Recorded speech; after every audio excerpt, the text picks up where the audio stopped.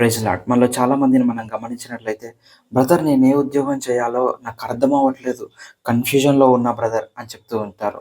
ఇంకా అదే విధంగా చూసినట్లయితే వివాహ వయస్సుకు వచ్చిన వారిని చూసినట్లయితే, "నేను ఎటువంటి భాగస్వామిని ఎంచుకోవాలో నాకు అర్థం కావట్లేదు బ్రదర్. కన్‌ఫ్యూజన్‌లో ఉన్నా" అని చెప్తూ ఉంటారు. అదే విధంగా దేవుని సేవ చేసే వారిని చూసినట్లయితే, "బ్రదర్ సేవ ఎలా చేయాలో నాకు అర్థం కావట్లేదు. ఏ ప్లేస్‌లో సేవ ప్రారంభించాలో నాకు అర్థం కావట్లేదు." ఇలా అనేక సందర్భాల్లో చాలామంది కన్‌ఫ్యూజ్ అవుతూ ఉంటారు. ఏ మార్గం గుండా వెళ్ళాలో వారికి అర్థం గాకుండా సఫర్ అవుతూ ఉంటారు.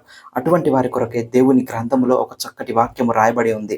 కీర్తనల గ్రంథము 32వ అధ్యాయము 8వ వచనము చూసినట్లయితే, "నీవు నడవవలసిన మార్గమును నీకు బోధించెదను. నీకు ఆలోచన చెప్పెదను" అనే వచనాలు అక్కడ రాయబడి ఉంటాది. దేవునికి స్తోత్రం కలుగును గాక. చూడండి చాలామంది తమ సొంత మార్గాలలో వెళ్ళి చాలామంది సమయాన్ని వ్యర్థపరుచుకున్నారు.